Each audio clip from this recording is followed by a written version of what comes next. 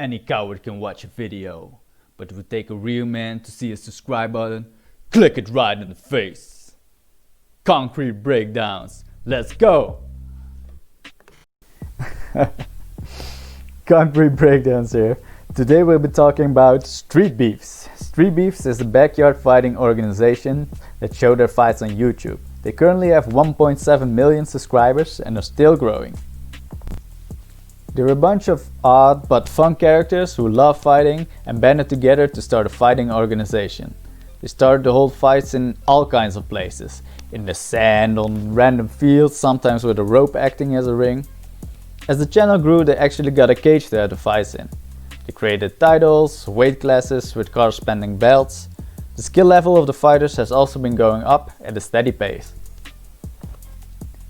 They did not just grab the money and turn their backs on fighting once the channel started to have success though. They support fighters' pro careers, they support fighters with disabilities, and even try to help out children with leukemia. I don't live in the States and I don't know anyone of Streetbeefs personally, but they seem like a good bunch of guys who try to use the platform in the best way possible. Streetbeefs is just a whole lot of fun. They live in a world where everyone is training to fight and challenging each other. It's like they live in a never-ending tournament arc of your favorite anime. It's a bunch of odd characters and fighters of a whole range of different levels. There are also beef fights, where two people having an argument can fight each other without a time limit.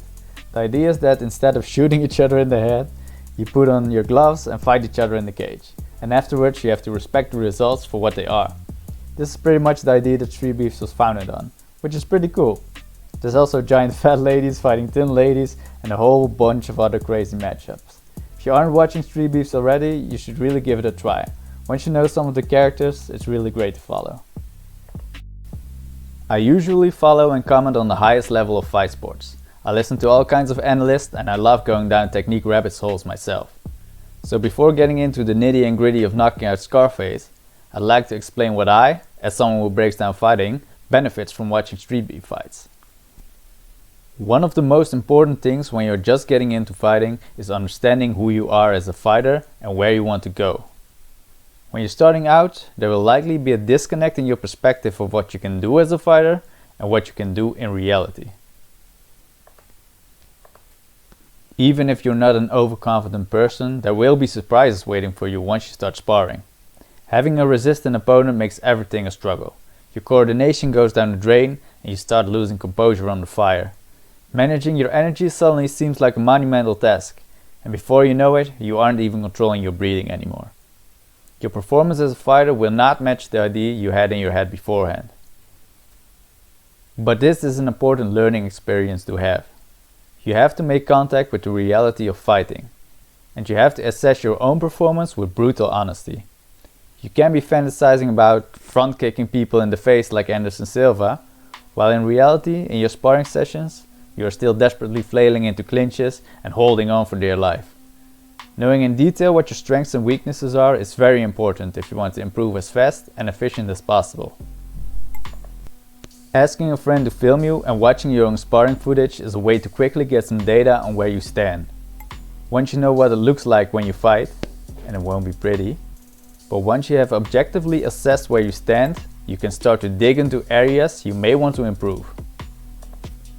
Watching fighters that match your body type, physical attributes, fight style and demeanor can be a great tool for this. Watching fighters who are similar to yourself but fight at a higher level is very beneficial.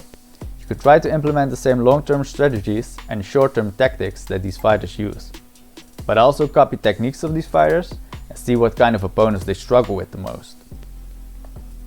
When you're still wrapping your head around fighting and the many concepts and methods within fighting, watching a backyard organization like Streetbeefs can be more beneficial than watching the champions of a top organization. In Streetbeefs, people are still actually making the novice mistakes you are trying to exploit when you start out sparring. Let me offer you a few examples to build my argument why you should also watch Streetbeef fighters. So let's say you're a big guy with a high body fat percentage, you love watching UFC and you want to start doing some MMA. Get into shape and maybe eventually take a fight. You're struggling in sparring and you want to do better, so you're looking for a fighter to emulate. Your eye might fall on Derek Lewis, a big fat guy who is a very successful UFC fighter. also one of the funniest guys in the UFC. He might seem like a good pick because of his body type at first glance, but you will run into a wall real quick. While there's always things you can learn from any fighter, you won't be able to directly copy any of Lewis's tactics. Derrick Lewis's fight style revolves around the skills and physical attributes he possesses from fighting at the highest level for decades. You're not leaping into the air, switch kicking people in the head. That's a hard technique to perform for a heavy man in general, let alone use it as a weapon in an actual fight. You're also not going to be knocking people out left and right like Derrick does, or randomly stand up from side control. The Black Beast is a different kind of athlete than the average person.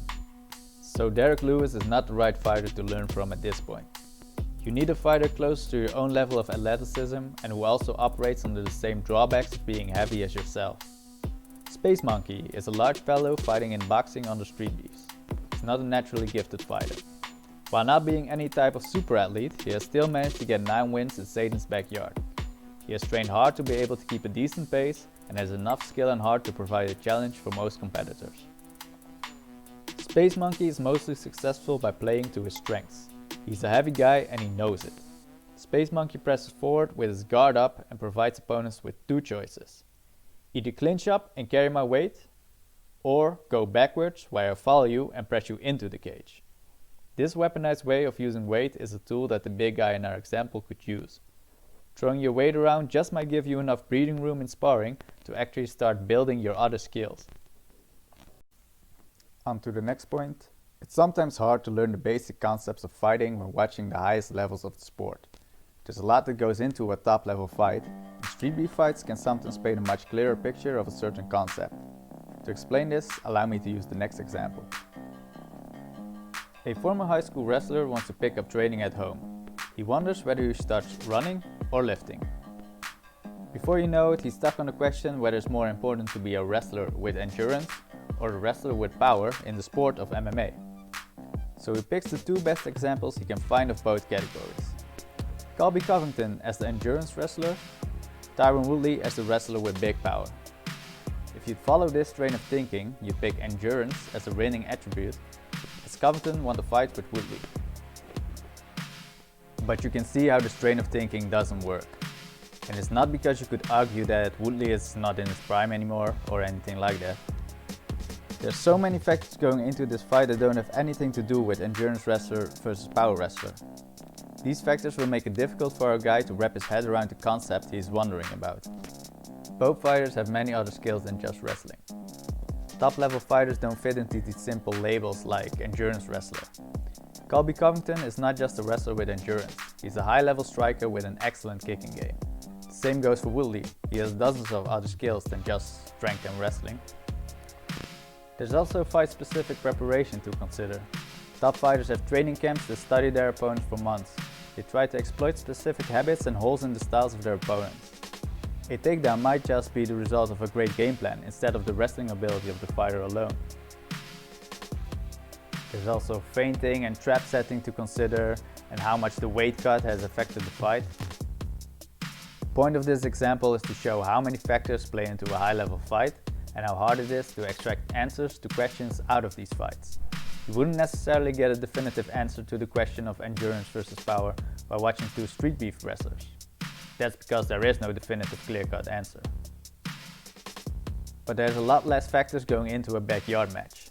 In street beefs, sometimes a tall guy fighting a short guy is just a tall guy fighting a short guy. If you're still learning about fighting, this clear information provided by fights like these is very valuable. A lot of people also train fighting to varying degrees for self-defense. Street beef fights are also more applicable if you're looking to verify the idea of a self-defense concept.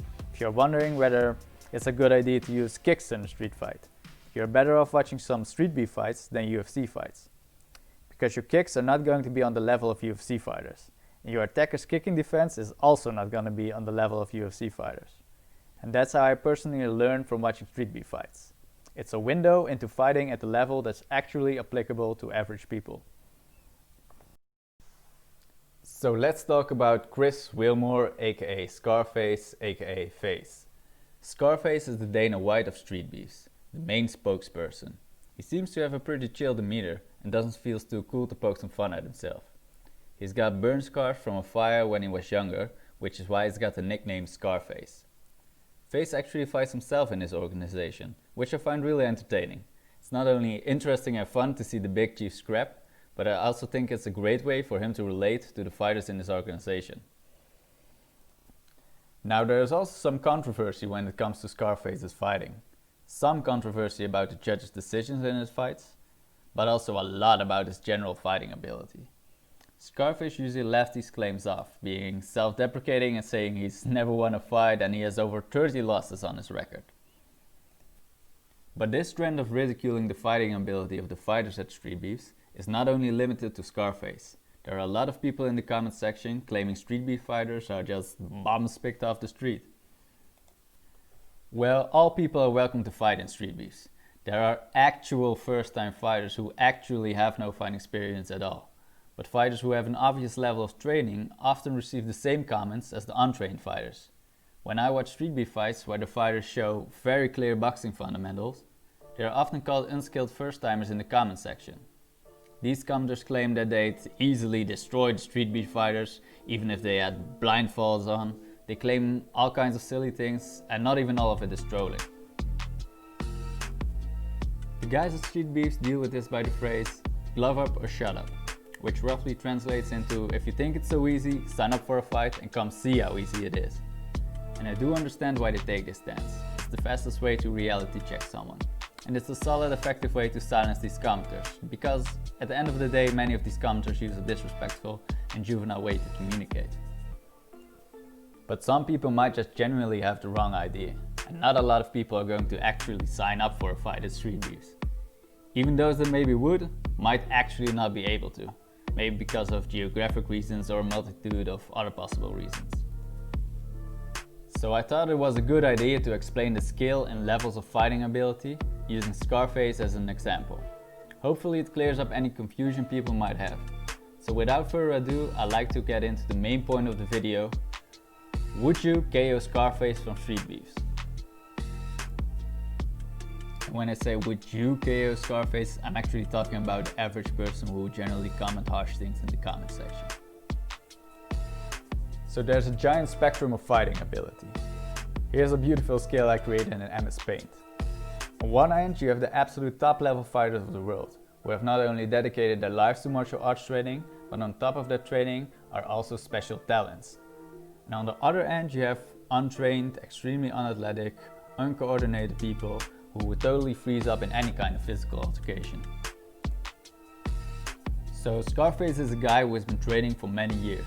I believe the place Streetbeefs guys train at is called Neutral Corner Boxing.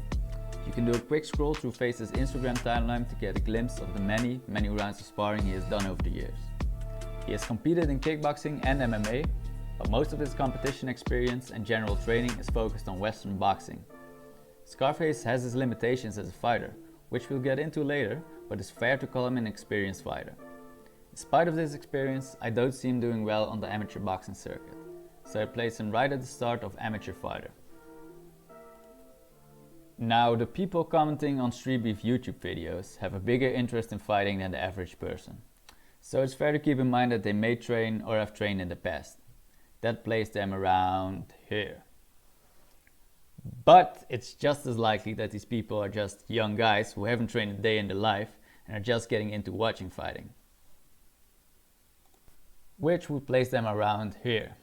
You can see that even though Scarface is not anywhere near a top level fighter, there is still a massive skill gap on the scale. And the skill gap will be just as big in reality. It comes down to the following. No, you would not KO Scarface in a Streetbeef fight. There's actually a lot of tape of what happens to untrained people when they challenge Scarface. We don't have to guess what it looks like. Every person's fighting style is unique to them, and Scarface has put many years of work into developing his own. Let's take a look at what exactly Scarface does in that cage and who Scarface is as a fighter.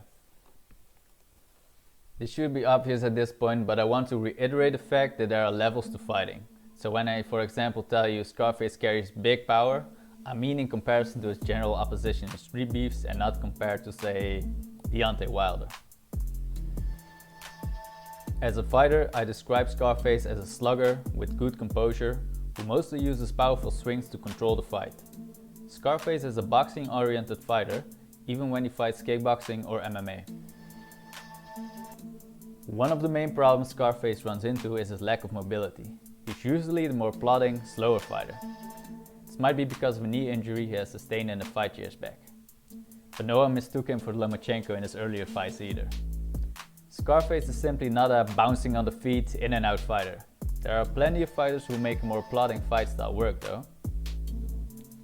To deal with the mobility disadvantage, Scarface likes to corner his opponents. He commits to a right hand to the body or to the head to drive opponents backwards, with their back to the cage/ropes. After this initial shot, he follows up with something big to do the damage. By not allowing the opponent any room to step back, Face can force his opponents into exchange and find ways to land his power shots.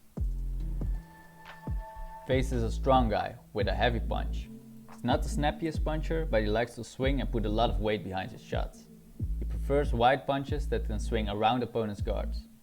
We haven't seen many fighters take clean shots from Face that kept on fighting. His favorite shots are the overhand right and the left hook. Scarface's power allows him to slow down the pace of the fights he's in. If opponents commit to longer combinations, they run the risk of getting hit by one of Scarface's home run swings. Scarface tends to win gunslinging contests. This is why a lot of recent fights of Scarface don't include stoppages. Opponents realize they can't commit to combinations and usually accept a slower paced fight from the outside, where they keep themselves safe with their movement. One of Scarface's best attributes is his composure. His body language does not get shifty under fire. Even his facial expressions while fighting are calm, almost sleepy even. One of the best ways to beat Face would be to target his gas tank. He has a stoppage loss to White Dragon, where he just got too tired to keep on fighting. I think there was an injury also in play, but I'm not sure. The reason why other fighters aren't finding the same path to victory is because it's hard to crack Face's composure. He takes shots well and it's hard to force him to work. Something you'll notice in Scarface's fights is that his back is very rarely to the cage. This is because Scarface is pretty aware of his position in the cage. Probably in part due to his own reliance on the cage to get in his damage. When Scarface gets a distance close on him, he usually swings, and on a miss he'll wrap up the opponent. This way he doesn't have to give up any ground. Scarface actually has a knack for wrapping up heads. He hit this beautiful standing arm in guillotine in one of his MMA fights.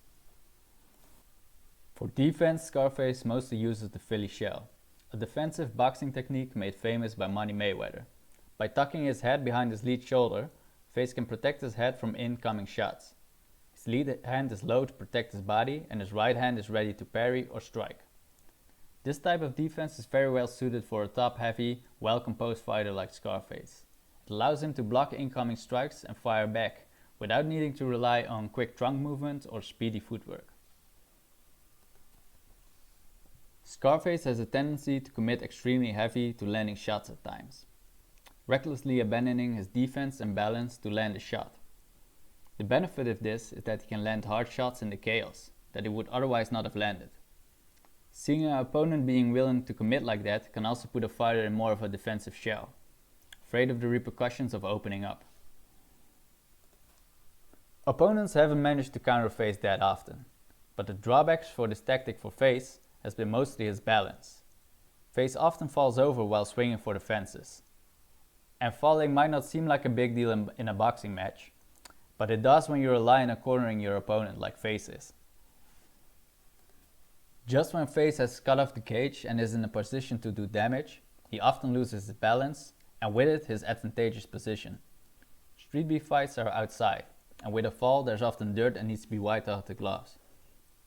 With this break in action, all the pressure you have been building up slips right between your fingers. Scarface is practically the same fighter in his MMA bouts as he is in his boxing matches. The benefit he has in his MMA fights is that he can actually hold people in one place on the ground and land the heavy ground and pound shots. His power translates well to ground and pound. He's familiar with the basics of wrestling, so getting Face down and choking him out might not be as easy as you might think. To summarize, Face is not a phenom of an athlete or a beautiful technician, but he's a veteran fighter with some tricks up his sleeve. If you don't mind your P's and Q's, he'll crack you in the head. Thanks for watching the video. Remember to like and subscribe. This was Concrete Breakdowns. I'll see you on the next video.